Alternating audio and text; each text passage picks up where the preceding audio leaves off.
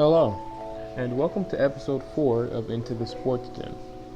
In this episode, I will be talking about the recent events that have taken place over the NFL offseason so far. The biggest moment of the offseason so far came on March the 30th when team owners from around the league voted on a new policy that will see the NFL host one more week of regular season gameplay, making the NFL season now 17 games or 18 weeks long. The NFL will still continue with its storied tradition of kicking its season off in September, with the first game still slated to kick off on September the 6th. But the new changes to the schedule will see a massive shift in what sports bettors, fans, and players alike have truly known since 1978.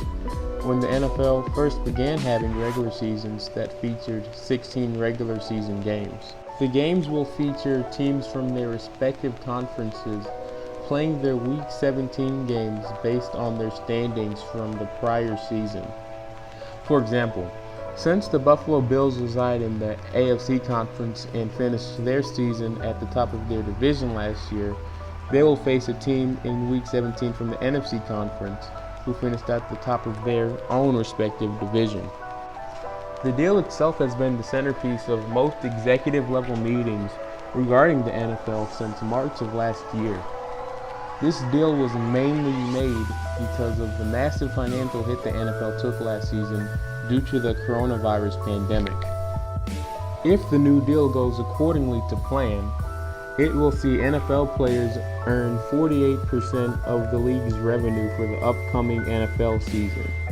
While the move is a joyous occasion for most owners and executives from across the NFL, the players themselves are less than happy, to say the least. Players like NFL strong safety Adrian Amos, who simply tweeted out the words, "We let this happen," are upset with this move, which they have fought vehemently against over the course of last year. A lot of this anger stems from how the NFL is made by the players and how they have made the NFL what it is today. Having time off is important for athletes because it allows for them to recover from weeks of body trauma and physical work on top of the mental strain that comes with an NFL season. An extra week means that instead of having that extra week for rest and recuperation, they will have to go out on the field again and do more physical work after weeks of playtime. This move is certainly one of the most controversial moves in NFL history, and it will be interesting to see how players react to this new policy the league has now implemented over time. In other news, Roger Goodell recently released a massive statement on Wednesday stating that the NFL is expected to play all 17 games next season without any capacity limits whatsoever. This news just adds to the major meeting that took place between multiple league executives and owners over the past week. The league never actually set a strict capacity limit for fan attendance at their stadiums, allowing for their teams to make those decisions solely on their own.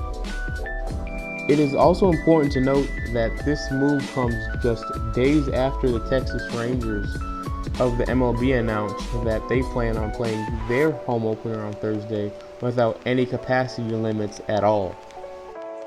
Like the MLB and NFL, sporting organizations and teams will of course have to communicate with their respective cities regarding fan attendance and sporting events. While the NFL in particular is not enforcing players to receive COVID-19 vaccinations, they are heavily encouraging the idea of it to both players and staff members. The NFL is also in ongoing discussions with the NFLPA regarding what training camp will look like over the upcoming offseason. These massive decisions demonstrate the dire straits that the NFL and sports as a whole have found themselves in. The virus is still very relevant, and the effects of the virus continue to be felt every day. Only time will show us the true results, though, of the pandemic.